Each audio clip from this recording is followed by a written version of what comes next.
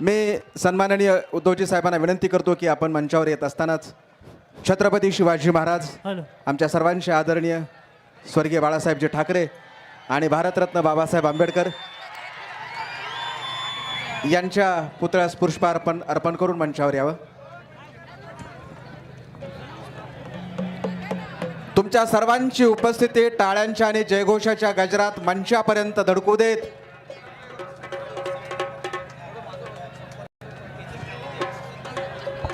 Hello hello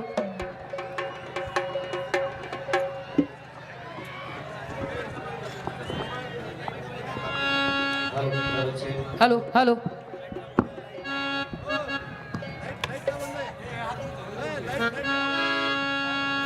यानंतर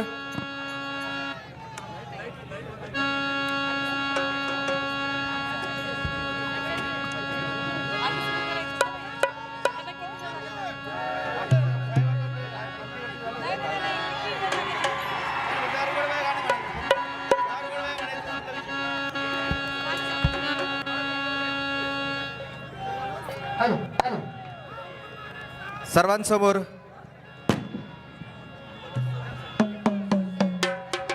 hello hello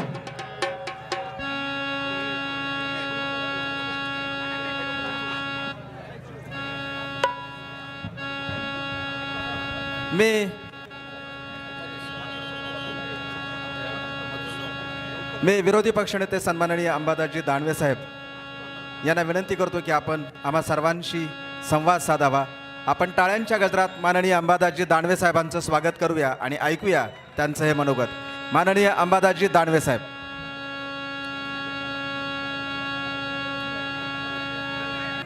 जोरदार टाळ्यांच्या गजरात स्वागत करूया विरोधी पक्षनेते माननीय अंबादासजी दानवे साहेब.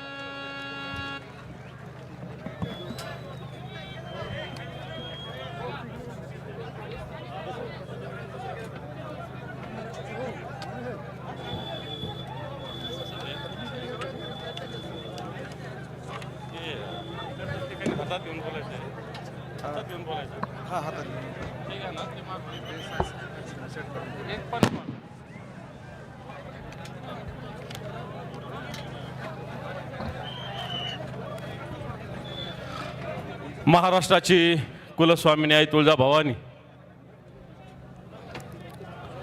सह्याद्रीचा जाणता राजा छत्रपती शिवराय, हिंदू हृदय सम्राट शिवसेना प्रमुख श्रीमान बाळासाहेब ठाकरे यांना मानवंदना. आज या जनसंवाद दौऱ्याच्या निमित्तानं या उमरग्यामध्ये उपस्थित असलेले शिवसेनेचे पक्षप्रमुख, या महाराष्ट्राचे कुटुंब प्रमुख माननीय उद्धवजी ठाकरे साहेब, शिवसेना नेते खासदार माननीय संजयजी राऊत साहेब, खासदार ओमराजे निंबाळकर, शिवसेनेच्या उपनेत्या सुषमाताई अंधारे, आमदार कैलास पाटील, उपस्थित सर्व मान्यवर बांधवांनो. कैलास यांना बसवा, नाही तर कसं बसवा, जरा बसा,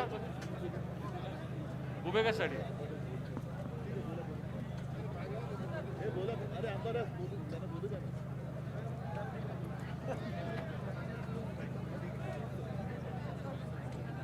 आज या उमरग्यात जनसंवाद होत असताना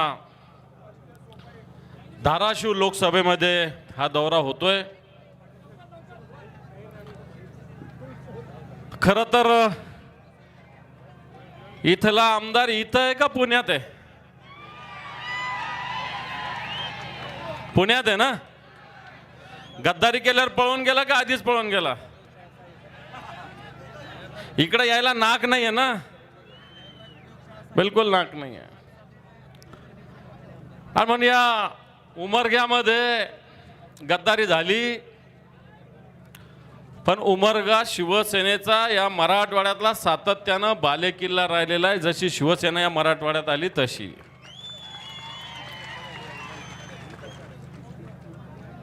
आणि आज या उमरग्यात ही सभा होत असताना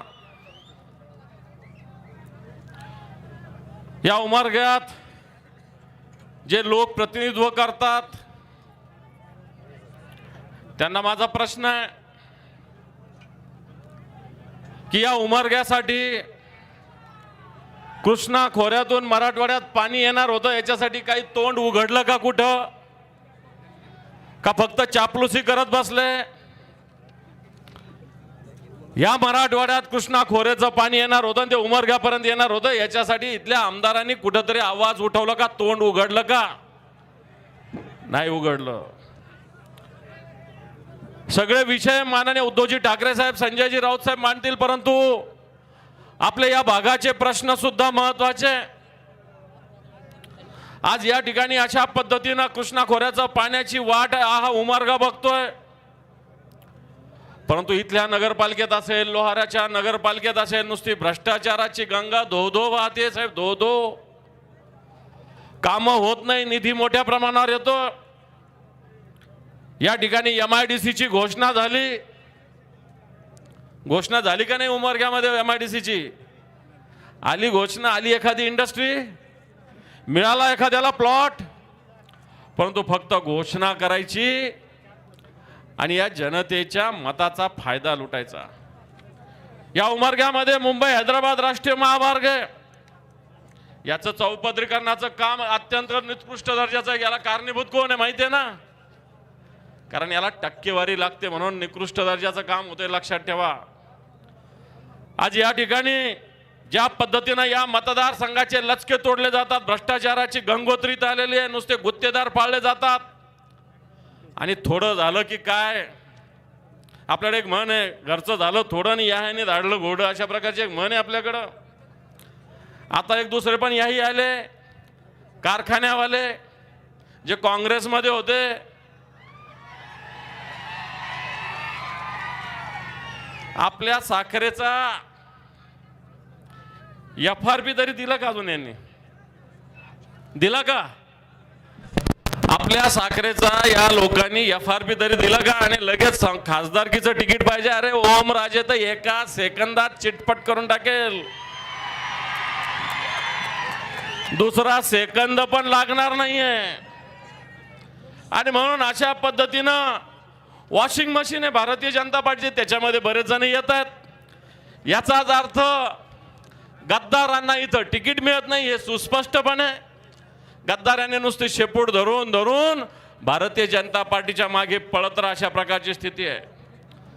आज या जिल्ह्यामध्ये विम्यासाठी मोठं आंदोलन ओमराजे निंबाळकर, ओमराजेंनी आणि कैलास पाटील आपले आमदार यांनी उभं केलं. यांच्या आंदोलनातून हा विमा तर मंजूर झाला, पण तो अजून 2022चा विमा सुद्धा पूर्णपणे या शेतकऱ्यापर्यंत पोहोचलेला नाहीये. अनेक प्रश्न या तालुक्याचे, या मतदारसंघाचे, वाटतं त्याच्यासाठी स्वतंत्रपणे बोलता येईल.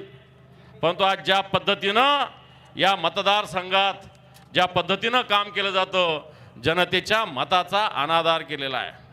आणि म्हणून या मतदारसंघात आज पिण्याच्या पाण्याचा प्रश्न आहे. 10-10, 15-15 दिवसाला पाणी येतं. या मतदारसंघात रस्त्याचे प्रश्न आहे, या मतदारसंघात सिंचनाचे प्रश्न आहे, या मतदारसंघात शेतकऱ्यांचे प्रश्न आहे. या मतदारसंघातले शेतकऱ्याचे प्रश्न प्रामुख्याने सोयाबीन असेल, कापूस असेल. आज सोयाबीन तेल आयात करण्याचा निर्णय केंद्राने घेतला साहेब. तेल आयात करण्याचा निर्णय घेतला, शुल्क कमी केलं, आयात शुल्क कमी केलं. जे 35% आयात शुल्क होतं ते 5% आणि 3% केलं. त्याच्यामुळे सोयाबीनचा भाव 5,000च्या खाली उतरलेला आहे. एकीकडे हे सरकार सांगतं स्वामीनाथन आयोग स्वीकारू, एकीकडे हे सरकार सांगतं शेतकऱ्याला न्याय देऊ, एकीकडे हे सरकार शेतकऱ्यावर गोळीबार करतं, एकीकडे सरकार या शेतकऱ्याचा शेतमालाला भाव देत नाही. आणि या महाराष्ट्रात असलेले गद्दार सरकार, ज्याला शेतकऱ्याचे प्रश्न कळत नाही, याला शेतकऱ्याच्या प्रश्नाविषयी याचं तोंड उघडत नाही, शेतकऱ्याच्या प्रश्नाच्या कानावर जात नाही, गद्दारांना पोहोचणारा हा महाराष्ट्र आज निर्माण झालेला आहे, भारतीय जनता पार्टी निर्माण झालेला आहे. आणि येणाऱ्या काळामध्ये हा धाराशिव मतदारसंघ ओमराजे सारखा एक तरुण तडफदार प्रतिनिधित्व करणारा हा, याच्या आधीही आपल्याकडे खासदार होते, ओमराजे खासदार आहे. ओमराजे फोन उचलतात का नाही उचलतात? किती वाजता केला उचलतात का नाही उचलतात? आधीच्या खासदाराचा फोन लागत होता का? इथं बाजूला असूनही लागत नव्हता का नाही लावता? मग असे लोक काय करणार? आणि म्हणून आज शिवसेनेचा तरुण तडफदार नेतृत्व करणारी ही मंडळी येणाऱ्या काळात सुद्धा आपला आवाज या महाराष्ट्रात नव्हे तर दिल्लीमध्ये सुद्धा बुलंद करणार आहे. आणि म्हणून आपली साथ पाहिजे. गद्दार गेले असतील, पुन्हा एकदा ताकदीचे शिवसेना प्रमुखाच्या विचारावर निष्ठा असणारे, उद्धवजी ठाकरे साहेबांच्या नेतृत्वावर विश्वास असणारे आपण निवडून देण्याचा संकल्प करू. आणि या मराठवाड्यातला एक एक गाव, एक एक वाडी, एक एक तांडा शिवसेनेच्या मागे उभा करण्याचा संकल्प करू. एवढं सांगतो आणि थांबतो. जय हिंद, जय महाराष्ट्र.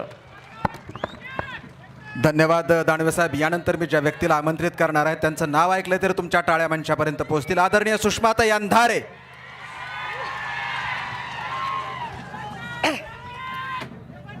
ही परिवर्तनाच्या लढ्यात ज्या ज्या महामानवांनी महानायकांनी योगदान दिलं त्या सर्व महामानवांना महानायकांना विनम्र अभिवादन करत, ज्यांनी हा शिवसेनेचा वटवृक्ष वाढवला, ही शिवसेना वाढवली घडवली, या महाराष्ट्राची सत्ता मत्ता अस्मिता अबाधित ठेवण्यासाठी ज्यांनी जीवाचे रान केलं त्या वंदनीय बाळासाहेबांना अभिवादन करत मंचावर उपस्थित सन्माननीय पक्षप्रमुख आणि आमच्यासाठी निष्ठेचं दुसरं नाव अर्थात सन्मान्य संजय राऊत साहेब, मंचावर उपस्थित विरोधी पक्षनेते आणि सर्व मान्यवर, मी अजिबात नामोल्लेखामध्ये वेळ घालवत नाही. मला फक्त 2 महत्त्वाचे मुद्दे मांडायचे आहेत आणि म्हणून मी थांबले. मुक्त संवाद अभियानाच्या माध्यमातून जेव्हा आम्ही मराठवाड्यातनं जात होतो तो मुद्दा साहेबांच्या समोर मांडला पाहिजे असं आवर्जून वाटतंय. हा सगळाच्या सगळा पट्टा हा आपला सोयाबीन उत्पादकांचा पट्टा आहे. थोड्या प्रमाणात आपल्याकडे कापूसही होतो. आपण सगळी शेतकऱ्याची लेकरं आहोत. मी स्वतः कोरडवाहू शेतकऱ्याचं लेकरू आहे. ज्या उमरग्याच्या मैदानावर ही सभा होत आहे याच शिवाजी कॉलेजमध्ये सर मी राज्यशास्त्र विषय शिकवला आहे. या कॉलेजची एकेकाळची प्राध्यापिका, मी या कॉलेजमध्ये नोकरी केली आहे. सोयाबीनचं भाव म्हणजे मला जे आठवतं याच भागामधले अजून एक नेते भाजपाचे आहेत जे आता कृषी मूल्य आयोगाचे अध्यक्ष आहेत, आमदार पाशा पटेल. आमदार पाशा पटेलांनी एक कृषी दिंडी काढली आणि कृषी दिंडी काढत त्यांनी असं सांगितलं होतं की कापसाला किमान 12,000 रुपये भाव मिळाला पाहिजे आणि त्याच वेळेला सोयाबीनला 6,000 रुपये भाव मिळाला पाहिजे. मला हेही आठवतं की त्याच रॅलीमध्ये अगदी लुटू होईना कसे का होईना पण आमचे फडणवीस साहेब सुद्धा त्या दिंडीमध्ये चालत होते आणि फडणवीस साहेबही हातात अक्षी गळ्यात टाळबीळ घालून पाशा पटेलांच्या सुरात सूर मिसळून सांगत होते की होय कापसाला 12,000 रुपये भाव मिळाला पाहिजे आणि सोयाबीनला 6,000 रुपये भाव मिळाला पाहिजे. जेव्हा ते ही रॅली काढत होते, ही कृषी दिंडी काढत होते, तेव्हा कापसाचा भाव 4,000 रुपये होता, सोयाबीनचा भाव 6,500 ते 7,000 रुपये होता आणि DAP खताची जी पिशवी होती ती 400 रुपयाला होती. आत्ताची परिस्थिती काय आहे? ज्या पाशा पटेलांनी कृषी दिंडी काढली तेच पाशा पटेल कृषी मूल्य आयोगाचे अध्यक्ष आहेत आणि जे त्यांच्या दिंडीमध्ये टाळ वाजवत होते तेच फडणवीस साहेब सत्तेमध्ये आहेत. सत्ता त्यांच्या हातात आहे, हमी भाव देणं त्यांच्या हातात आहे. पण परिस्थिती काय आहे तर 2014ला जी 400 रुपयाची DAP खताची बॅग होती ती आत्ता 2024मध्ये 1400 ते 1700 रुपयाचा भाव त्याचा झालाय आणि सोयाबीनचा भाव मात्र जो 4,000 होता तो 4,000च आहे. काही ठिकाणी 3800 आहे, काही ठिकाणी 4,100 आहे. माझ्या गावातला भाव 4,100 आहे. मी हे आवर्जून सांगितलं पाहिजे की कापसाचा भाव सुद्धा 6च आहे, काही ठिकाणी 6,500, काही 6च. पण एकमेव उद्धव साहेबांच्या काळामध्ये कापसाचा भाव 11 ते 13,000च्या काळात दरामध्ये गेला होता. हे आवर्जून एकदा सांगितलं पाहिजे. जे लोक आम्हाला कर्जमाफीबद्दल बोलतात हे पुन्हा आवर्जून सांगितलं पाहिजे की एकमेव पक्षप्रमुख उद्धव साहेब मुख्यमंत्री असताना कुठलाही कागद न मागता, कारण फडणवीस साहेब तत्वतः अभ्यास करत होते, एवढा अभ्यास केला असता तर महाराष्ट्रातले खूप प्रश्न सोडलेले असते. काय कॉप्या करून पास होतात का काय माणसं कळत नाही, ते अभ्यासच करतो म्हणतात. परंतु कुठलाही कागद न मागता उद्धव साहेबांच्या काळामध्ये 2 लाखापर्यंतची सरसकट कर्जमाफी आपण सगळ्यांनी अनुभवली होती. आपण सगळी मराठवाड्यातली माणसं आहोत. त्याच सोयाबीनचा प्रश्न अजूनही अनुत्तरित आहे. सोयाबीनचं संशोधन केंद्र जर सोयाबीन इथं जास्त पिकतं तर इथे लातूर आणि याच भागामध्ये व्हायला हवं होतं. आम्हाला आनंद आहे की पक्षाचे विशेषतः धाराशिवचे सहसंपर्क प्रमुख, लातूरचे सहसंपर्क प्रमुख संतोष सोमवंशी यांनी सोयाबीनचं जे संशोधन केंद्र आहे ते इथून हलवलं जाऊ नये म्हणून मोठं आंदोलन उभं केलं, पण तरीही हे संशोधन केंद्र इथून हलवलं गेलं. मी आदरणीय पक्षप्रमुखांच्या निदर्शनास ही बाब आणून दिली पाहिजे की या लातूरमधला देवणी तालुका, या देवणीमध्ये असणारा वळू बैल हा भारतात प्रसिद्ध आहे. वळूचं संशोधन केंद्र इथंच व्हायला हवं, पण ते संशोधन केंद्र सुद्धा इथून हलवलं गेलं. म्हणजे सत्ता हातात आल्यावर काय माणसं काय पद्धतीने काम करतात. कृषीला पूरक असणारा दूध व्यवसाय, हा दूध व्यवसाय आमच्यासाठी महत्त्वाचा आहे, पण आपली अडचण अशी आहे की आपण जेव्हा डेअरीला दूध घालतोय त्यावेळेला आपल्याला डेअरी किती देते, 3-5 3-8चा खेळ खेळते आपल्यासोबत, डिग्री आणि फॅटचा. आणि 3-5 3-8च्या खेळामध्ये आपण जे दूध डेअरीला घालतो ते आपल्याला 22 ते 25 रुपये लिटरने आपल्याकडून घेतलं जातंय. पण तेच दूध दूध संकलन केंद्रानंतर जेव्हा आपल्याकडे ठप्पा मारून पिशवीच्या रूपात येतं तेव्हा ते आपल्याला 60 रुपयाला पडतं. म्हणजे गवत आम्ही खाऊ घालणार, वैरण आम्ही देणार, पेंड आम्ही देणार, त्या जनावराचं शेणमूत आम्ही करणार, धारा आम्ही काढणार, डेअरीच्या ठिकाणी दूध आम्ही नेऊन पोचवणार, पण दुधाचा भाव आमच्या शेतकऱ्याला मिळणार नाही. ह्या सगळ्या एकूण परिस्थितीमध्ये शेतकऱ्यांच्या शेतमालाला हमीभाव मिळणं, कोरडवाहू शेतकऱ्यांच्या इथले प्रश्न सोडवणं, कारण आपण सगळी भूकंपग्रस्त पट्ट्यातली माणसं आहोत. 30 वर्ष झाली तरी तो भूकंपाचा धक्का आपण अजूनही विसरलेली माणसं नाही आहोत. आणि त्यामुळे अजूनही आपली जी धडपड चालू आहे, जेवढा काळ पक्षप्रमुखांना मुख्यमंत्री पदाचा मिळाला त्या काळामध्ये आपल्यापर्यंत अनेक योजना पोचवायचा प्रयत्न झाला. आता जरी काही लोक गॅरंटी म्हणत असले तरी त्यांचा जुमला म्हणजे त्यांची गॅरंटी आहे. अशा सगळ्या परिस्थितीमध्ये सोयाबीन आणि कापूस यावर नेमका सरकारचा इरादा काय आहे? इथल्या कर्जमाफी आणि पीक विमा, ज्याच्यावर आमचे आमदार कैलासदादा पाटील यांनी पीक विम्यावर भर दिवाळीमध्ये उपोषण आणि आंदोलन केलं, यावर काय त्यांचा इरादा आहे आणि यावर सरकारला बोलायला तोंड आहे का? राहिला प्रश्न चौगुलेसारख्या लोकांचा, तर त्याला इथं किंमत द्यावी असं मला अजिबात वाटत नाही. कारण ज्या आमच्या शिवसैनिकांनी 5-5, 7-7 रुपये वर्गणी देऊन ज्याला आमदार केला, जर आम्ही त्याला वर्गणी देऊन आमदार करू शकतो तर आम्ही त्याला मातीत सुद्धा लोळवू शकतो. ये ठाकरे की गॅरंटी है. सो त्याच ठाकरे आणि मातोश्रीच्या पुन्हा एकदा 40चे 80 करण्याची आणि त्याही पेक्षा जास्त संख्येने निवडून आणण्याची ती गॅरंटी आपल्या सगळ्यांकडून आपण देऊया. आणि मी रजा घेते. Thank you so much. आदरणीय ओम दादा.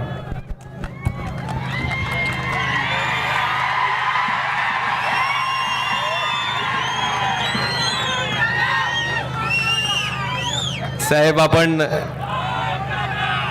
कधी उमरग्याला येत आहे ही आतुरतेनं वाट बघत इथली निष्ठावंत सैनिक बसली होते. साहेब, जितका चातक पक्षी त्या ठिकाणी पावसाच्या थेंबाची वाट बघताय त्याच्यापेक्षा जास्त आतुरता तुमच्या येण्याची उमरगावासियांना होती आणि आज आपण आल्यामुळे ती पूर्ण झाली.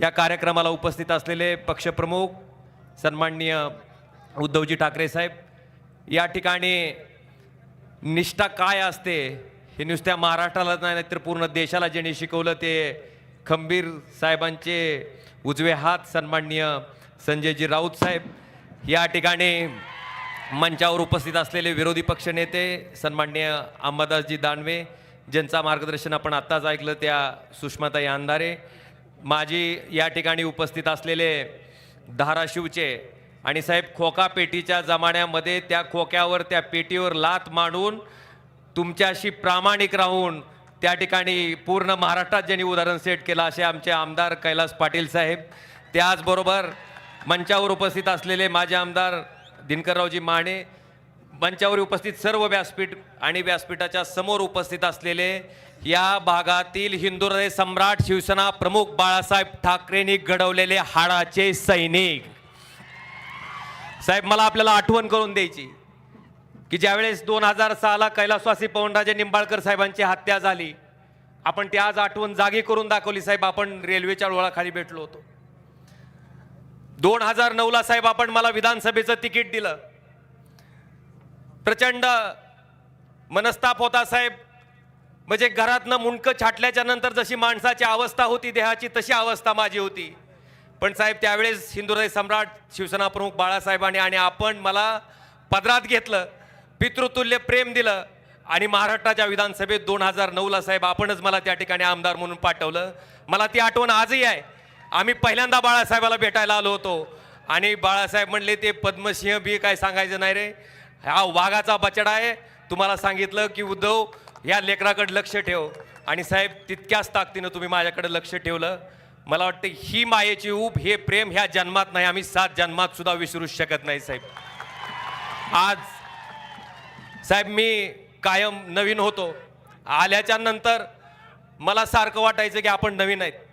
आम्हाला सारखं म्हणायचे की आम्ही फार जुने आहेत, आम्ही फार जुने आहेत. मला वाटायचं की निष्ठेचं जर मीटर मिळालं असतं थर्मामीटरसारखं आणि माणसाला लावता आलं असतं तर लगेच कळालं असतं की ही जी निष्ठा 100 पैकी 80 आहे. कदाचित आपली फुटाफुटी पण झाली नसती साहेब जर मीटर असतं तर.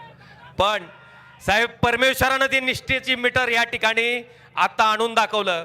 ह्या संघर्षाच्या काळात साहेब आम्ही अतिशय इमानदारीने जे उपकार तुम्ही आमच्यावर केलेत, जे बाळासाहेबांनी आमच्यावर उपकार केलेत, त्या उपकाराला कुठेही कृतज्ञ न होता आम्ही त्या ठिकाणी खंबीरपणे आज आपल्या सोबत आहेत साहेब.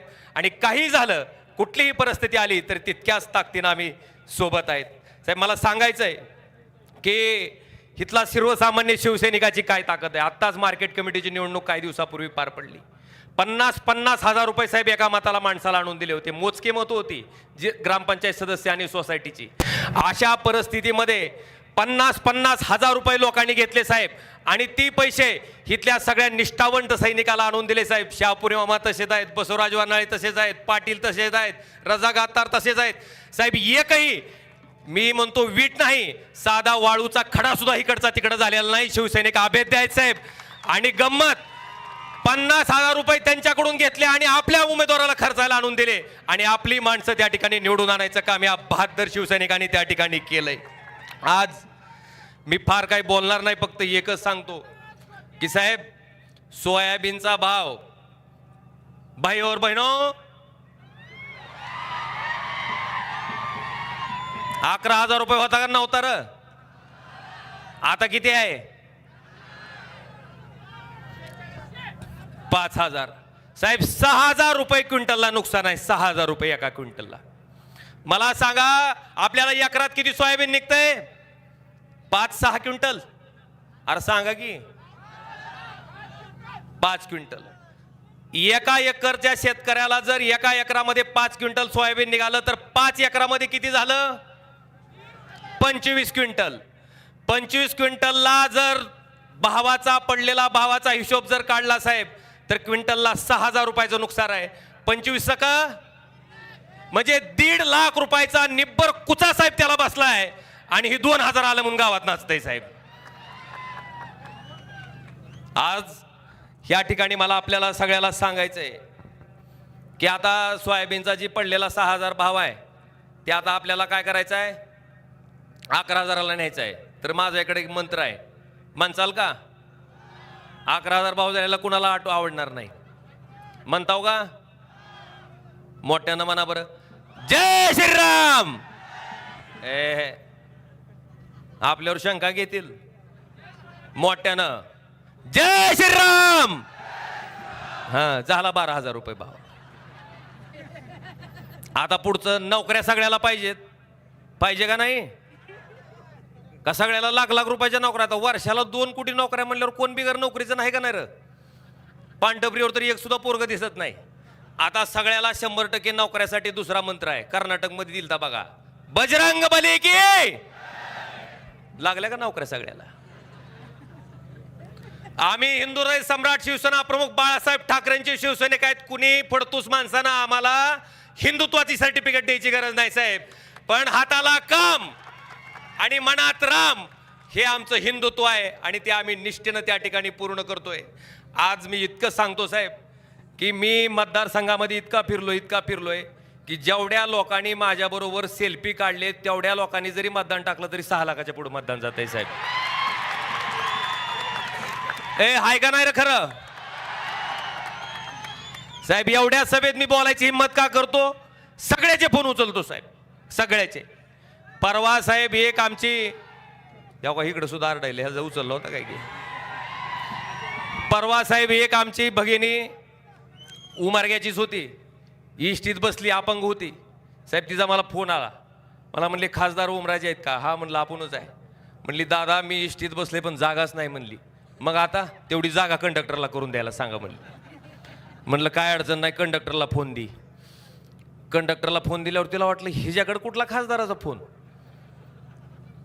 ती मला मोठ्यानं म्हणलं अरे कोण बोलताय? म्हणलं खासदार ओमराजे बोलतोय. त्याला विश्वास वाटत ना, काय बोलता राव म्हणला.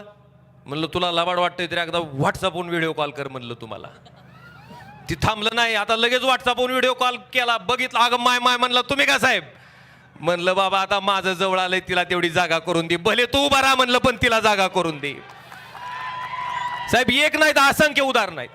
आज प्रत्येक सामान्य माणसाला जे बाळासाहेबांनी आम्हाला शिकवलंय साहेब, 80% समाजकारण 20% राजकारण, त्या मंत्राचं आम्ही तंतोतंत पालन करतोय साहेब.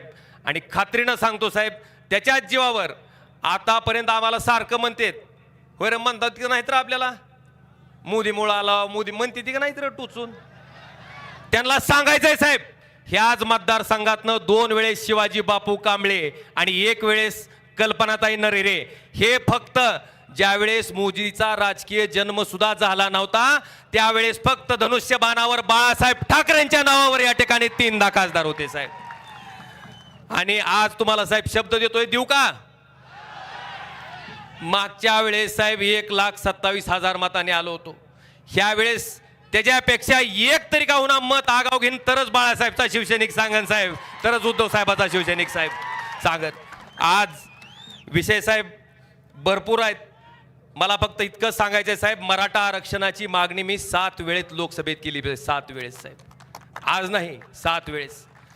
लिंगायत समाजाला अल्पसंख्याक समाजाचा दर्जा द्यावा म्हणून मागणी करणारा मी एकमेव खासदार आहे साहेब. आणि धनगर समाजाच्या आरक्षणाची मागणी सुद्धा मी त्या ठिकाणी केली. आणि म्हणून साहेब जातीचं पातीचं कितीही काही त्यांनी कॅल्क्युलेशन घातलं तरी लोकसभा, धाराशिव लोकसभा हा त्या ठिकाणी हिंदुराय सम्राट शिवसेना प्रमुख बाळासाहेब ठाकरेंना मानणारा होता, आहे आणि कायम राहणार साहेब. इथलं नाव कोणीही बाळासाहेबाचं हिरावून घेऊ शकत नाही साहेब. आम्हाला जी प्रेम, जी माया, जी ताकद दिली त्याच मायेत, त्याच प्रेमात आम्ही त्या ठिकाणी कटिबद्ध राहून इथून पुढच्या कालखंडामध्ये सुद्धा प्रामाणिकपणे आपल्यासाठी काम करत राहू, इतकंच मी या ठिकाणी सांगतो. आणि वेळ नाही आता का बिंदास नाही, माय लय बरंच झालंय आता. त्याच्यावर बोलल्याशिवाय का बसत नाही साहेब. ज्ञानराजचं प्रेम येलंय त्यांना साहेब. साहेब प्रयोगशाळेमध्ये प्रयोगशाळा सहाय्यक म्हणून काम करणाऱ्या माणसाला साहेब आपण 3 वेळेस आमदार केलं. 3 वेळेस साहेब. काय म्हणतात साहेब, कशाला म्हणतात आमदार साहेब? ह्याच कॉलेजमध्ये होते आणि 7-7 रुपये वर्गणी करून साहेब ह्या लोकांनी काम त्यांचं काम केलंय. आता मला तुम्ही सगळेजण सांगा, आता साहेब इथं दिसते तेवढेच नाही, त्यांच्याकडे जी गेले ती सुद्धा म्हणतात खात्या गावणीला गेला उगत चोरू द्या म्हणते, ती झालं की हाऊस म्हणले आम्ही मागं तुमच्या. आणि हिशोब करणारा कोण आहे रे बाबानो? साहेब ज्या माणसाचं आयुष्य आणि भवितव्य तुम्ही घडवलं ती जर आपल्यासोबत गद्दारी करत असतील, आम्हाला अभिमान आहे साहेब. मी आणि कैलास पाटील कुठेही लग्नात जाऊ द्या साहेब, आमच्याकडे स्वाभिमानानं बघतेत. आणि ह्याच्यातलं एक बी जाऊ द्या साहेब, खोकेवाला आलं बघ म्हणतात, तेव्हा इकडं आरडायलंय. आणि म्हणून त्याचा आम्हाला सार्थ अभिमान आहे. आणि निश्चितपणे साहेब 40 जरी गेले असतील तरी त्या 40ची 80 करायची ताकद ह्या सामान्य शिवसैनिकामध्ये आहे. आणि तो सामान्य शिवसैनिक केल्याशिवाय स्वस्थ बसणार नाही, इतकंच या ठिकाणी सांगतो आणि थांबतो. जय हिंद, जय महाराष्ट्र. धन्यवाद दादा. यानंतर अशीच एक धडाडणारी दुसरी तोप मी मंचावर सन्मानानं आमंत्रित करतोय. आदरणीय संजय राऊत साहेब.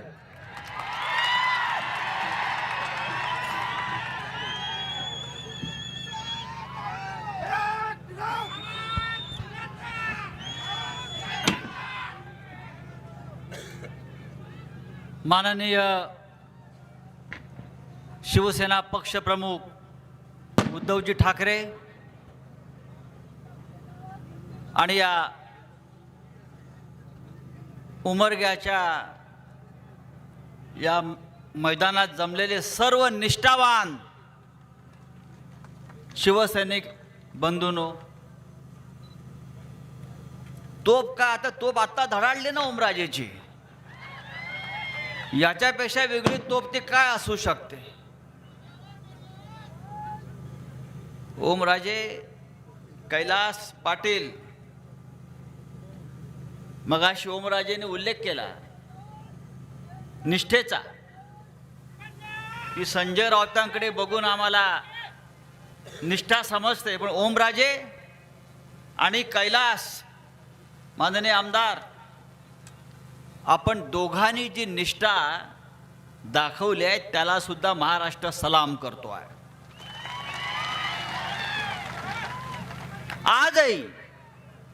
आजही ओमराजे असतील, कैलास पाटील असतील,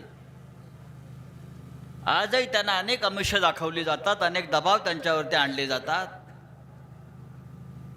पण या सगळ्या दबावाला झुगारून लाथाडून शिवसेना या 4 अक्षरांच्या पाठीशी हे 2 वीर उभे आहेत उमरग्याचे. काय म्हटलं? पठ्ठे. आज जे चित्र मला उमरग्यात दिसत आहे ते पाहिल्यावर मला एक खात्री आहे, उद्धव साहेब, महाराष्ट्राची जनता आपल्याबरोबर प्रत्येक संघर्षाला तयार आहे, प्रत्येक लढाईला तयार आहे, आणि जिथे जिथे बेईमानी गद्दारी झालेली आहे त्या प्रत्येक मतदारसंघात, प्रत्येक भागात गद्दाराला गाडण्यासाठी सज्ज आहे. काय त्या इकडल्या आमदाराचं नाव? ज्ञानराज नाही, गद्दार.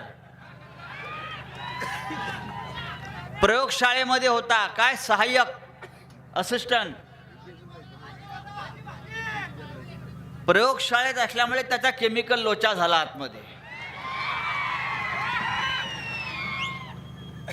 केमिकल लोचा झाला त्याचा.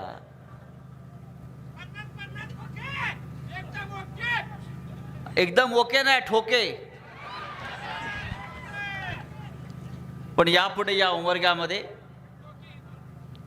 हा गद्दार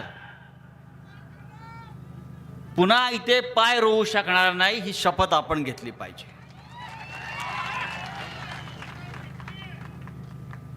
मगाशी अंबादास दानवे असतील, ओमराजे असतील, सुषमाताई अंधारे असतील, त्यांनी शेतकऱ्यांची स्थिती सांगितली. सोयाबीनला भाव नाही, कापसाला भाव नाही, शेतकऱ्यांच्या उत्पादनाला भाव नाही, पण इकडल्या आमदाराला गद्दारीला भाव आहे, 50 कोटी.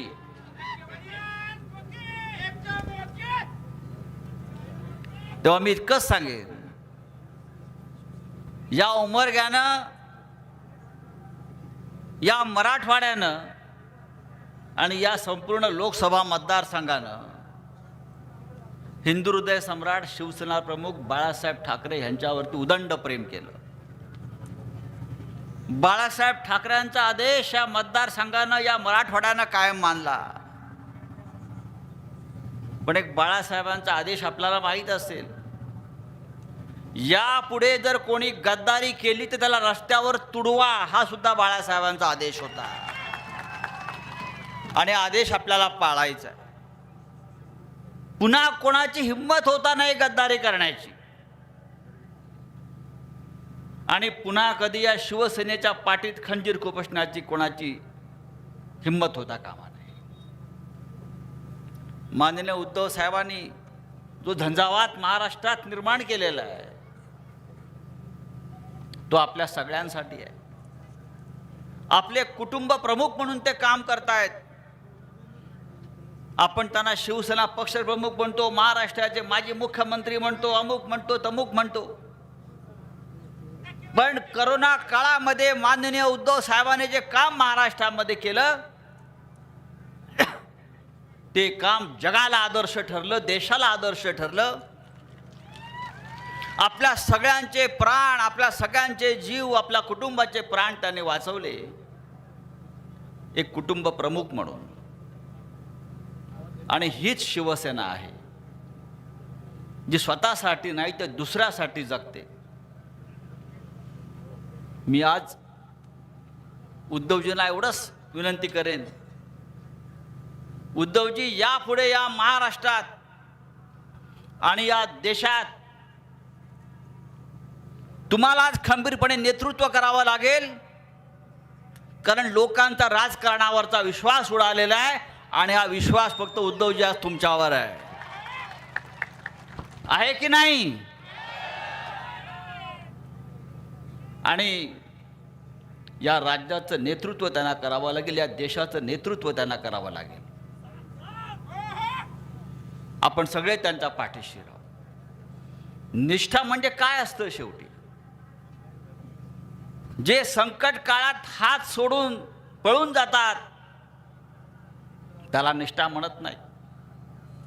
जे संघर्षाच्या काळामध्ये हात धरतात, पाठीशी उभे राहतात त्याला निष्ठा म्हणतात.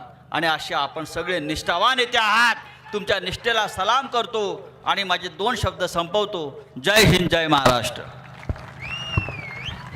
धन्यवाद राऊत साहेब. आत्ताच राऊत साहेबांना कुटुंब प्रमुख म्हणाले. मी महाराष्ट्राचे पालक म्हणतो, कारण साहेब कोरोना काळामध्ये जर तुम्ही नसता तर कदाचित आज इथं आम्ही नसतो. आंबा यानंतर आपल्या सर्वांच्या वतीनं, महाविकास आघाडीच्या वतीनं, उमरगा शिवसेना श्रीयुत उद्धव बाळासाहेब ठाकरे यांच्या वतीनं, या शिक्षण संस्थेच्या वतीनं आपण साहेबांचा सत्कार करतोय. साहेबांचा सत्कार करतोय आपण.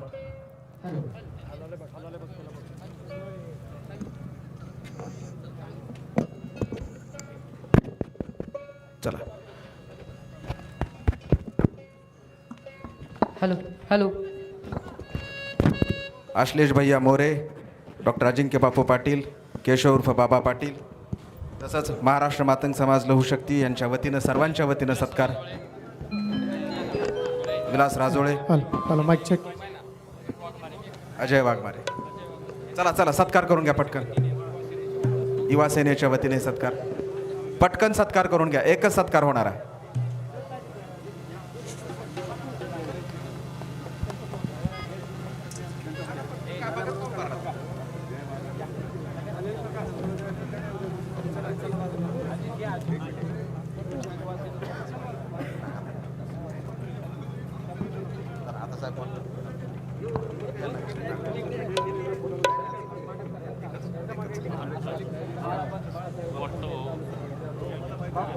तो मोठा हार घ्या पटकन. एकच सत्कार झाला. आता कोणी माझ्याकडे सत्कारासाठी येऊ नका.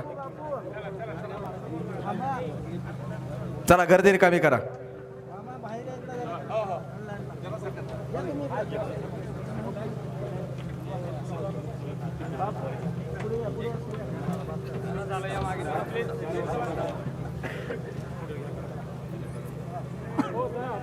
विमानना मातोळे. चला.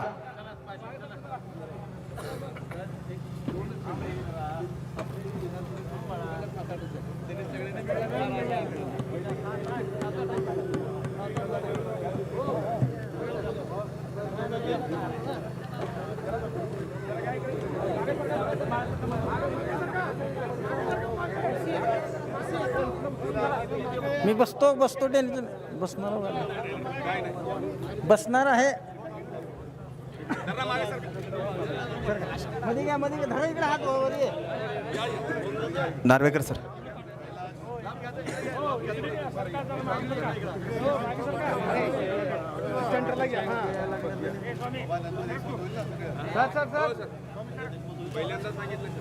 सर पुढे पुढे.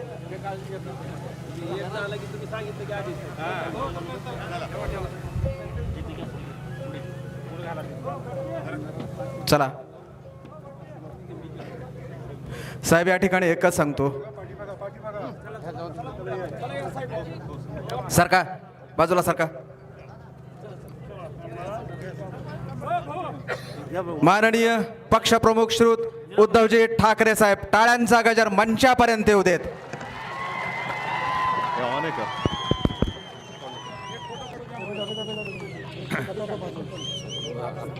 आता नंतर नंतर नंतर नंतर नंतर नंतर मी घेतो थांबव तिला बसवा नीट मी बघ काही बस तिकडे.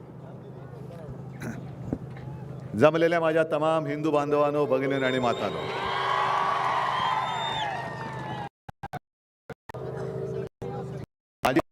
भाष्य करताना आले की क्रिकेटच्या टीम मधल्या आधीच्या सगळ्याच बॅट्समननी सेंचुरी आणि डबल सेंचुरी मारले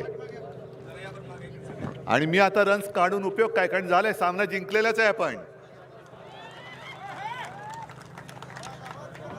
आवाज येत नाही काय हो माईक दादा,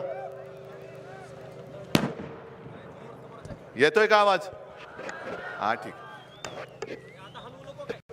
हा नाही, मॅच तर जिंकलेलीच आहे आणि आता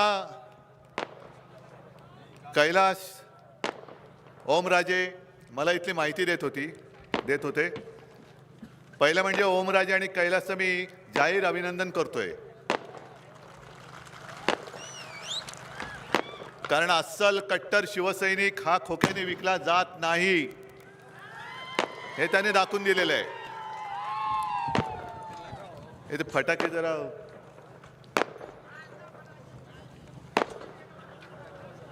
नाही, आता एवढे तर जिंकल्यावर किती.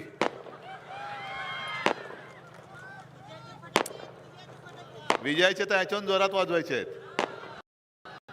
एवढे वाजवायचे की दिल्लीच्या कानात आवाज गेला पाहिजे. फटाक्या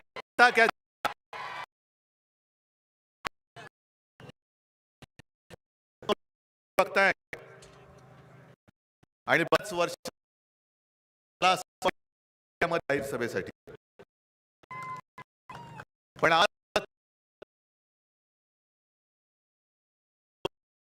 50 भर दुपारची होती. बरोबर ना? तुमच्यापैकी काही असेल सभेमध्ये आम्हाला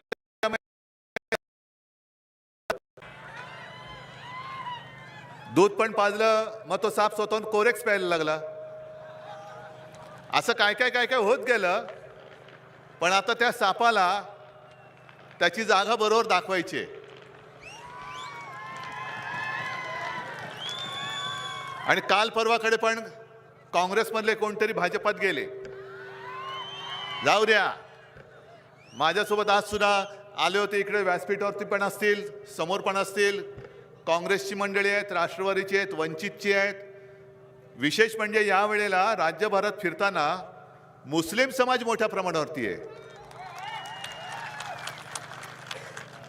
कारण त्यांना आता कळलंय की शिवसेनेचं हिंदुत्व आणि भाजपचं हिंदुत्व यातला फरक सगळ्यांना कळायला लागलेला आहे. आज सुद्धा मी सगळ्यांना सांगतोय, आम्ही तर लढाईला मैदानात उतरलोच आहोत. ही लढाई माझी एकट्याची नाही, ही लढाई माझ्या महाराष्ट्राची आहे, माझ्या देशाची आहे, तुमच्या भावी पिढ्यांची लढाई आहे. मग सगळेजण विचारतात सगळेच तिकडे चाललेत, म्हटलं आणखीन राहिले असतील त्यांनी पण जाऊ द्या, कारण उद्या आम्ही जिंकणार आहोतच. पण आम्ही जिंकल्यानंतर असं कोणी बोलू नये की तुम्ही जिंकलात पण मी तुमच्या बरोबर होतो म्हणून. नाही, तुला जायचं आत्ताच जा आणि समोर उभा राहा, बघतो तुला आडवा कसा करायचं ते. भारतीय जनता पक्षाला काय वाटतं, काय संपूर्ण हिंदुस्थान आणि महाराष्ट्र त्याने काय आंदण दिलंय की काय? आणि सगळा महाराष्ट्र म्हणजे तुम्ही आमदार खासदार कदाचित घेतले असाल, पण जनता 50 खोक्यामध्ये येऊ शकत नाही, अजिबात नाही. कारण माझी महाराष्ट्रातली जनता ही भाडखाऊ नाही, लाचार नाही, नादान नाही, गद्दार नाही.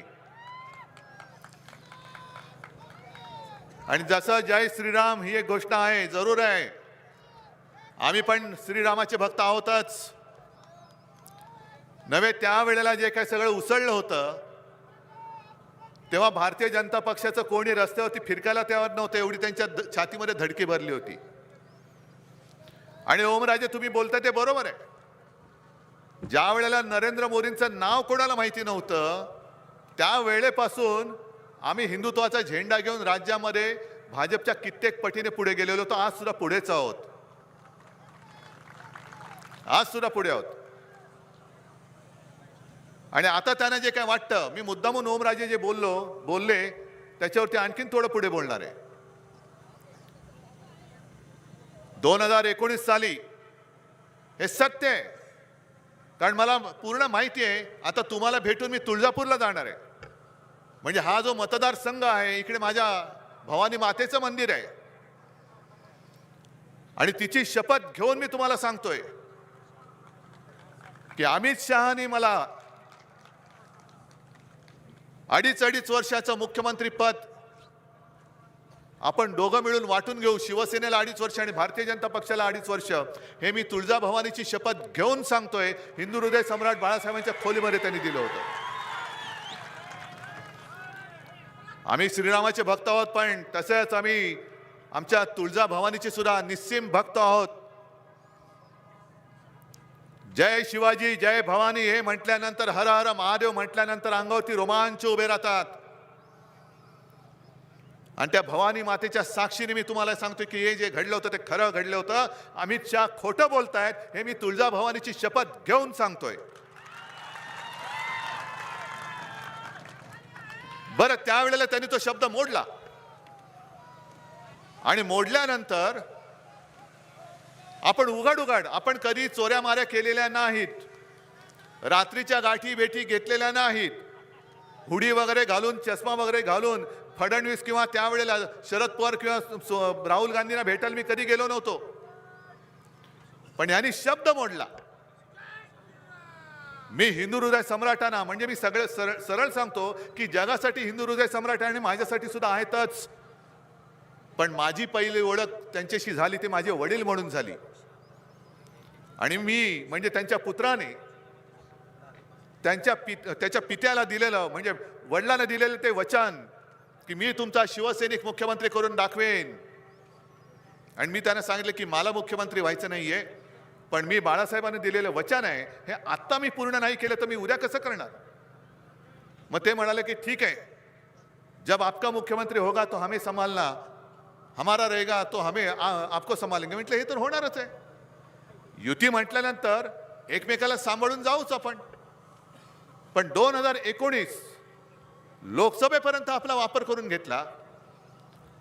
आज ते जे म्हणतायत की उद्धव ठाकरे पक्षप्रमुखच नाहीत, मग तेव्हा मातोश्रीमध्ये कोणाला भेटायला आला होता तुम्ही? घराणेशाहीवरती तुम्ही आज बोंबलताय बेंबीच्या देठापासून. मग तुम्हाला माहित नाही मातोश्रीमध्ये तुम्ही येऊन मला भेटलात त्या हिंदू हृदय सम्राटांचा मी मुलगा आहे, तुम्हाला माहिती नव्हतं तेव्हा? आज बोंबलताय घराणेशाहीच्या विरुद्ध. आणि मग त्याच्यानंतर एक वातावरण असं झालं की यांनी दिलेलं वचन मोडलं, त्यांनी वचन मला दिलेलं मोडलं, म्हणजे मी वडिलांना दिलेलं वचन मोडलं. त्यांनी अमित शहा आणि नरेंद्र मोदी किंवा हे मिंदे त्यांच्या आई वडिलांना मानत असतील नसतील मानत मला माहिती नाही, मी माझ्या आई वडिलांना मानणारा पोरगा आहे. हीच आमच्या छत्रपती शिवाजी महाराजांची शिकवण आहे. जय जिजाऊ जय शिवाजी म्हणतो, ती जिजाऊ तरी कोण होती? छत्रपती शिवाजी महाराजांची आईच ना, दैवतच. पितृदेव भव मातृदेव भव मानणारे आम्ही आहोत, हिंदू आहोत. पण तुम्ही दिलेलं वचन मोडलात म्हणून मी त्याचा सूड, होय सूड, आणि अजून माझा सूड पूर्ण झालेला नाही. तो शिवसेनेचा मुख्यमंत्री मला परत करून दाखवायचा आहे. मला नाही, पण शिवसेनेचा मुख्यमंत्री मी करून दाखवणार. आणि मग यांनी बोंबलाला सुरुवात केली की हा जनादेशाचा अनादर आहे. जनादेश म्हणजे काय की 2019 साली तुम्ही नरेंद्र मोदींचा फोटो लावून मतं मिळवली होती ना, आमची युती होती. 2014ला सुद्धा लोकसभेला शिवसेना भारतीय जनता पक्षाची युती होती की नव्हती? आणि आज मला तोही दिवस आठवतोय की 2014ला मी तुळजाभवानीचं दर्शन घेऊन मंदिराच्या बाहेर पडलो होतो आणि मला फोन आला की उद्धवजी भारतीय जनता पक्ष आपल्याबरोबर युती तोडतोय. आणि त्याच संध्याकाळी एकनाथ खडसेंनी फोन करून आपली युती तोडली होती. मग 2014 साली सुद्धा आम्ही हिंदूच होतो, 19 साली सुद्धा हिंदूच होतो, आता सुद्धा हिंदूच आहोत, उद्या सुद्धा हिंदूच असणार आहे. पण तुम्ही दिलेली वचनं मोडायची, वाटेल तसं वागायचं. 2014ला सुद्धा आमच्या युतीमध्ये आम्ही मोदींचे फोटो लावले होते, तुम्ही बाळासाहेबांचे लावले होते. 19ला सुद्धा आम्ही मोदींचे लावलेले, तुम्ही सुद्धा बाळासाहेबांचे लावले होते. आणि म्हणून जर का आम्ही जनादेशाचा अनादर केला असेल तर अजित पवारांनी काय मोदींचे फोटो लावून निवडणूक जिंकली होती? अशोक चव्हाण गेले, काल इकडचे तुमचे जे कोण बसवराज वगैरे काय काय गेले, ते काय मोदींचे फोटो लावून निवडणूक लढले होते त्यांनी? मग तुम्ही काय वाटेल ते तुम्ही काय केलं तर श्रीखंड आणि आम्ही खाल्लं तर काय शेण? अरे शेण तुम्ही खाताय, आम्ही नाही खात. तुमचं हिंदुत्व हे गोमूत्रधारी हिंदुत्व आहे आणि आमचं हिंदुत्व हे हृदयात राम आणि हाताला काम देणारं हिंदुत्व आहे.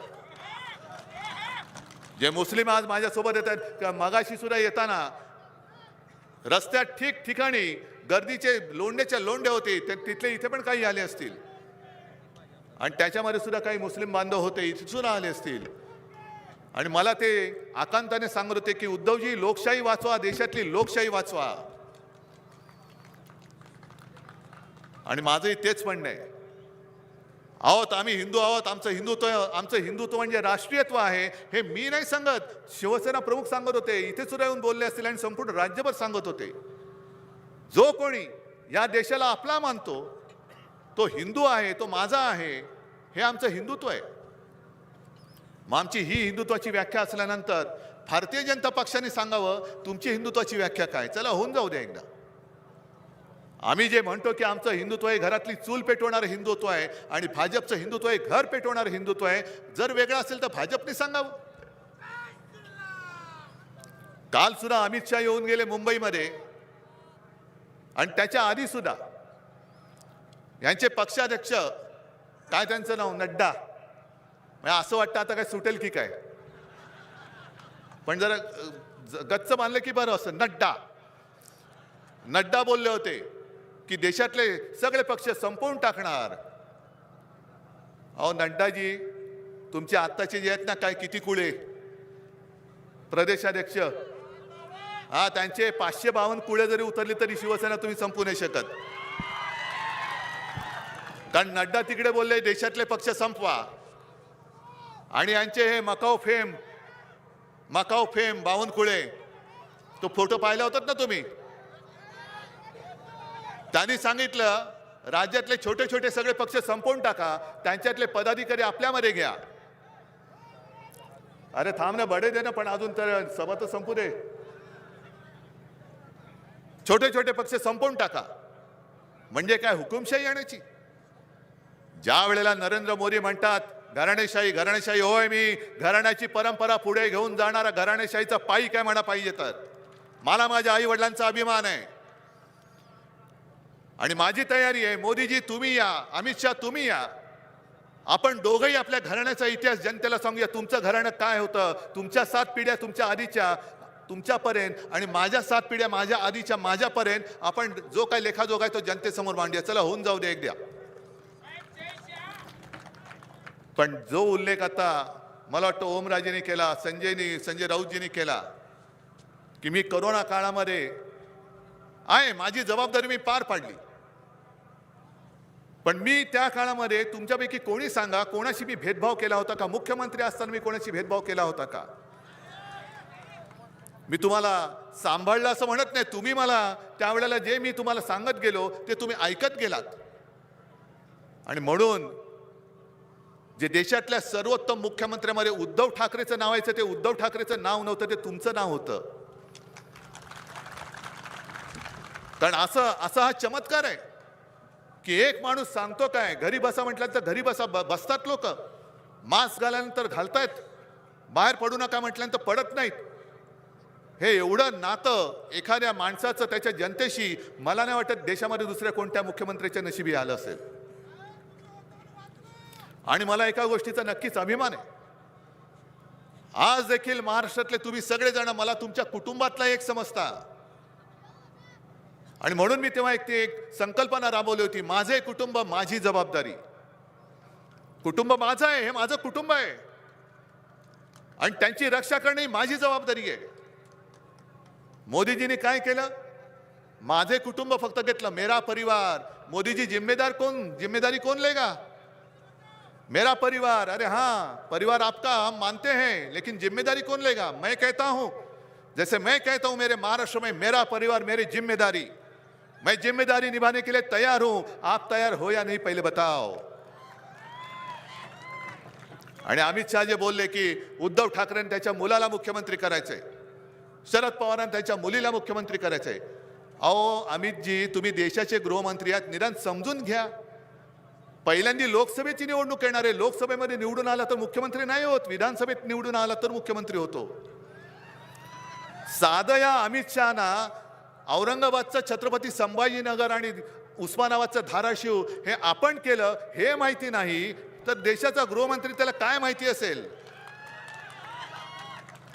बरं, मला करायचं आदित्यला मुख्यमंत्री. तुम्ही निवडून दिला तर होणार, जनतेने निवडून दिलं पाहिजे. कारण महाराष्ट्राचं मुख्यमंत्री पद म्हणजे क्रिकेट कंट्रोल बोर्डाचं अध्यक्षपद नाही, जसं तुम्ही फोन करून जयशाला बसवलं. तुम्ही सगळी तुमची दादागिरी चालते. काय मतदान झालं होतं देशात ना जयशाला? काय जयशा? कोण आहे जयशा? काय त्याचं कर्तृत्व आहे? काय त्याचं क्रिकेटमध्ये योगदान आहे? अहो, गल्लीमध्ये बॅट बॉल आम्ही पण खेळलेलो आहोत, हे पण खेळलेले आहेत, म्हणून का आम्ही बीसीसीआयचा अध्यक्ष व्हायचं? पण माझ्या महाराष्ट्रामध्ये होणारी विश्वचषकाची अंतिम सामन्याची मॅच गुजरातला नेण्यासाठी तुम्ही तुमचं त्याचा अध्यक्ष केलात. आणि आता तर माझा जाहीर आरोप आहे, यांनी सरकार गद्दारी करून पाडलंय ना. काय माझा दोष काय होता? कोरोनामध्ये मी माझ्या जनतेला सांभाळलं, हा माझा दोष होता? कोणी न मागता माझ्या शेतकऱ्याला 2 लाखापर्यंत पीक कर्ज मी माफ केलं, हा माझा दोष होता? संकट काळामध्ये माझ्या शेतकऱ्याला नुकसान भरपाईची रक्कम वेळेवरती मी देत होतो, हा माझा दोष होता? पण तुमच्या लक्षात नाही आलेलं. याने गद्दारी करून आपलं सरकार पाडलं, शिवसेना प्रमुखांच्या पुत्राला मुख्यमंत्री पदावरनं खाली खेचलं. याचं कारण मी महाराष्ट्र लुटायला देत नव्हतो. आणि आज जे त्यांचं चाललंय हे मिंदे लाचार शेपोट हलवत, त्यांची खुर्ची चाटत, जे त्यांच्या तिकडे भिकेचे कटोरे घेऊन बसलेले आहेत, त्यांच्या डोळ्या देखत आपल्या छत्रपतींचा, आई तुळजाभवानीचा महाराष्ट्र लुटून गुजरातला नेत आहेत. माझा गुजरातबद्दल द्वेष नाहीये, गुजरातबद्दल राग नाहीये, कारण संपूर्ण महाराष्ट्रात आणि संपूर्ण देशात गुजराती माता भगिनी आणि बांधव पिढ्याने पिढ्या राहत आहेत. माझं त्यांच्याबद्दल काही वाईट नाहीये. पण मोदीजी, तुम्ही कळत नकळत गुजरात वेगळा करताय आणि संपूर्ण देश वेगळा करताय. गुजरात आणि देशामध्ये एक भिंत बांधता आहात. ते तुमच्यासाठी नव्हे तर माझ्या गुजरातसाठी ते धोकादायक आहे. सगळं गुजरातला तो फॉक्सकॉन वेदांता, तो जो उद्योग येणार होता तो सुद्धा गुजरातला. बरं, गुजरातला नेला तर नेला, पण तिकडे गेल्यानंतर तिथे जे काय कुठे होतं, डोलेरा का काहीतरी गाव होतं त्यांचं, त्या कंपनीने बघितलं आणि इकडे काय सोयी सुविधाच नाही आहेत. ती कंपनी देशाबाहेर निघून गेली. नाही म्हणे, आम्हाला यायचं नाही या देशामध्ये. आता सुद्धा 3 ते सेमी कंडक्टरचे काय येणार होते उद्योग, जवळपास 1 लाख रोजगार त्याच्यात निर्माण होणार. त्यातले 2 उद्योग यांनी गुजरातकडे वळवले. एअरबस टाटा गुजरातकडे, मुंबईचा हिरे बाजार जो आहे तो यांनी गुजरातकडे नेला. काय एवढा तुम्ही महाराष्ट्रावरती द्वेष काय तुमचा? मराठी माणसावरती राग काय तुमचा? छत्रपती शिवाजी महाराजांच्या महाराष्ट्रावरती का राग आहे? आणि हा राग जर का आम्ही उद्या तुमच्या निवडणुकीत काढणारच आहोत. निवडणूक आयोगाने एक सूचना केलेली आहे, चांगली सूचना आहे, की निवडणूक प्रचारात जर का धार्मिक प्रचार केला तर कारवाई केली जाईल. मग त्या निवडणूक आयुक्तांना मी सांगतोय, तुम्ही माझ्या पक्षाचं चिन्ह आणि नाव काढलं, मी तर तुमचं नाव धोंड्या ठेवलेलंच आहे. निवडणूक आयुक्ताचं नाव मी धोंड्याच ठेवलेलं आहे. त्या धोंड्याला मी सांगतोय, अरे धोंड्या, हा जो काय तुम्ही फतवा काढलात तो पहिला पंतप्रधानांना लागू करा, तो पहिला गृहमंत्री अमित शहाना लागू करा. कारण आता मोदींचा चेहरा चालत नाही, मोदींची गॅरंटी चालत नाही. कर्नाटकच्या निवडणुकांमध्ये स्वतः मोदी बोललेले आहेत. जी ओमराजे तुम्ही आठवण करून दिली, बरं झालं. मोदीजींनी सांगितलं, आई निवडणुकीच्या प्रचारात बजरंगबली की जय बोला आणि मतदान करा, हा धार्मिक प्रचार नाहीये. मध्य प्रदेशच्या निवडणुकीमध्ये अमित शहानी सांगितलं होतं की तुम्ही भारतीय जनता पक्षाला मतदान करा, तुम्हाला सगळ्यांना आम्ही अयोध्येमध्ये रामलल्लाचं दर्शन फुकट करू. हा धार्मिक प्रचार नाहीये. कारण आम्ही हे भोगलंय. स्वतः हिंदू हृदय सम्राटांना, शिवसेना प्रमुखांना हिंदुत्वाचा प्रचार केला. म्हणून निवडणूक आयोगाने अटल बिहारी वाजपेयी पंतप्रधान असताना शिक्षा केली होती. त्यांचा मतदानाचा अधिकार 6 वर्षासाठी काढून घेतला होता. मोदीजींचा अधिकार काढून घेण्याची हिंमत आहे धोंड्याकडे? अमित शहांचा निवडणूक लढवण्याचा अधिकार, मतदानाचा अधिकार काढून घेण्याची हिंमत आहे त्या धोंड्यामध्ये, निवडणूक आयुक्तामध्ये? 370 कलम काढलं, राम मंदिर बनवलं, आता समान नागरिक कायदा आणणार. पहिला समान नागरिक कायदा इथून सुरू करा. सगळे नागरिक हे नागरिक आहेत, कायद्यापुढे सगळे समान आहेत. जो न्याय आम्हाला आहे तोच न्याय पंतप्रधानांना लागला पाहिजे, तोच न्याय त्यांना लागला पाहिजे. मग तुम्हाला काय वाटेल ते करून टाकायचं. आणि आम्ही जरा कुठे शिंकलो तरी लगेच नोटीस, लगेच तारखा पडतात, लगेच निकाल लागतात.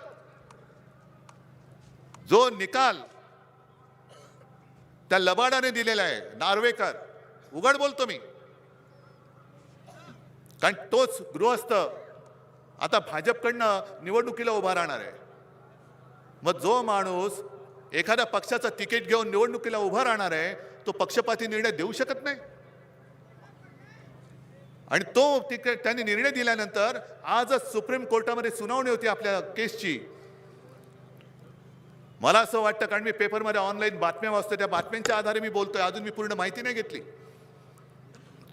पण सुप्रीम कोर्टच्या न्यायमूर्ती महाराजांनी विचारलेलं आहे, म्हणजे असं साधारणतः त्यांनी सांगितलंय की लवादाने जो निर्णय दिलाय तो आमच्या निकाल दिलाय तो आमच्या निर्णयाविरुद्ध आहे असं वाटत नाही काय, हे त्यांच्या वकिलाला त्यांनी विचारलेलं आहे. मग झाली आता 2 वर्ष होत आली, 1.5 वर्ष होऊन गेले, 2.25 वर्ष झाली. घटनाबाह्य सरकार महाराष्ट्रावरती राज्य करतंय, महाराष्ट्र लुटला जातोय आणि घटनाबाह्य मुख्यमंत्र्यांनी ते सरकार या लुटालुटीमध्ये सामील होत आहेत. आणि तरी सुद्धा आम्ही त्यांना मतं द्यायची? ही एवढी लाचारी यापूर्वी महाराष्ट्रामध्ये कधी झाली नव्हती.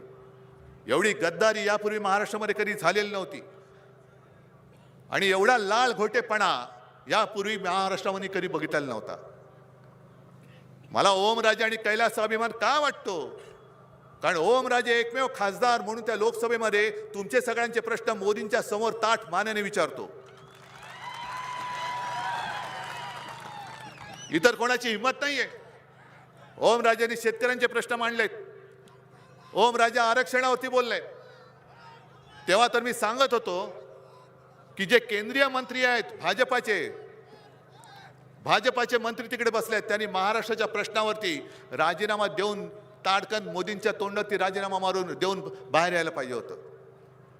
पण आता सगळे रांगेत उभे आहेत, आमचं काय आमचं काय आमचं काय.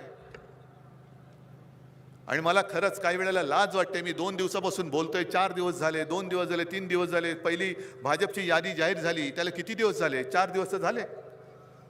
195 जणांची यादी जाहीर केली. वाचली तुम्ही नावं? नरेंद्र मोदीजींचं नाव आहे, अमित शहाजींचं नाव आहे, आणखीन कोणाकोणाची नाव आहेत. त्याच्यामध्ये आणखीन एकाचं नाव आहे, ते म्हणजे कृपाशंकर सिंह. माहिती आहे तुम्हाला कोण आहेत? काँग्रेसमधनं यांच्या उरावरती आलेला, आणि ज्याच्यावरती ह्याच भाजपवाल्यांनी बोंबलले होते, यांनी बेहिशोबी संपत्ती गोळा केली म्हणून. मग त्या बेहिशोबी संपत्ती केलेल्या भ्रष्ट माणसाचं नाव आमच्या देशाच्या पंतप्रधानांच्या बरोबरीने त्या पहिल्या यादीमध्ये येतं. पण ज्यांनी भाजपा रुजवण्यासाठी इकडे खस्ता खाल्ल्या, अगदी प्रमोद महाजन, गोपीनाथ मुंडेजींच्या नंतर त्यांच्या बरोबरीने युतीमध्ये जे मेहनत करत होते, त्या नितीन गडकरींचं नाव त्याच्यामध्ये नाही. अहो नितीनजी सोडून द्या भाजपा, राह उभे, आम्ही महाविकास आघाडीकडनं तुम्हाला निवडून आणतो. दाखवा महाराष्ट्राचं पाणी, दाखवा महाराष्ट्राची धमक, दाखवा. महाराष्ट्र दिल्ली समोर कधी झुकला नाही ना. तो त्यावेळेला आग्र्यामध्ये औरंगजेबासमोर कधी झुकले नव्हते छत्रपती शिवाजी महाराज, तर यांच्यासमोर झुकणार. आज मी नितीन गडकरींना जाहीर सांगतोय, द्या राजीनामा द्या, आम्ही तुम्हाला महाविकास आघाडीकडनं निवडून आणतो. दाखवा महाराष्ट्राचं पाणी. पण एवढे सगळे लुटारू तिकडे डोक्यावरती बसतायत, भ्रष्ट माणसं. Modi guarantee, Modi guarantee. कसली गॅरंटी? 2014 साली सुद्धा शेतकऱ्यांना तुम्हाला लक्षात आहे का काय काय गॅरंटी दिल्या होत्या? त्यावेळेला त्यांनी एक असं आश्वासन दिलं होतं,